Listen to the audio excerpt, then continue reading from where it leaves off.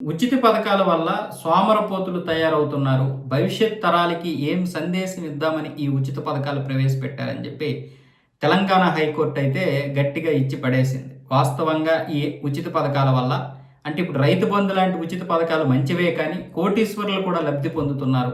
పదులు వందలు ఎకరాలు ఉన్నటువంటి వారు కూడా లబ్ధి పొందుతున్నారు. దీని గురించి ప్రభుత్వాలు ఏమైనా ఆలోచించాయా?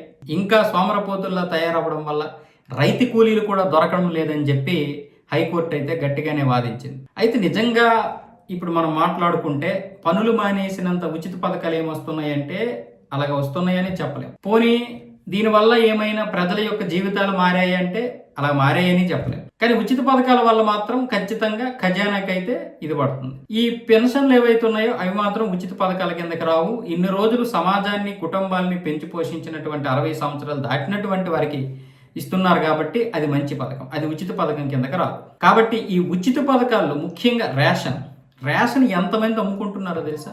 ఆంధ్రప్రదేశ్లో ముఖ్యంగా ఆ బియ్యాన్ని అమ్ముకుంటున్నారు. ఇన్కమ్ చూసి ఖచ్చితంగా చాలా కార్డులు తీయాలి, కానీ ఈ ఓటు బ్యాంక్ రాజకీయాలకు భయపడినటువంటి ప్రభుత్వాలు ఈ యొక్క ఇన్కమ్తో వాళ్ళ యొక్క కార్డులు తీయడం లేదు. ఈ కార్డులు తీసేస్తే వాళ్ళు గగ్గోలు పెడతారు. ఎందుకు గగ్గోలు పెడతారో అర్థం కాదు. అంటే రేపు రాబోయేటటువంటి మిగతా పథకాలన్నీ ఆగిపోతాయనేమో మరి తెలియదు, కానీ ఈ బియ్యం ఏవైతే కొంటారో అక్కడే ఆ డీలర్కే అమ్మేస్తారు. 10 రూపాయలకో 15 రూపాయలకో 18 రూపాయలకో కేజీ చెప్పున అమ్మేస్తారు. తెలంగాణలో కూడా ఇంచుమించు ఇదే. అయితే సన్న బియ్యం ఇస్తున్నారు కాబట్టి ఇక్కడ కూడా కొంతమంది తీసుకుంటున్నారంట. మరి సన్న బియ్యం వరకు అయితే ఓకే, అది సన్న బియ్యం వల్ల మంచిది.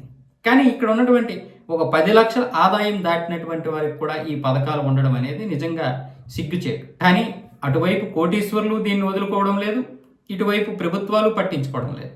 అంటే ఇప్పుడు హైకోర్టు ఏం చెప్తుంది? ఉచిత పథకాలు తీసేయమని కాదు మా ఉద్దేశం, కానీ కోటీశ్వరులకు కూడా ఇలాంటి వాటిని ఆమోదించడం వల్ల ఖజానాకి ఎంత గండి పడుతుంది, దాని గురించి ఆలోచించండి అని చెప్తుంది.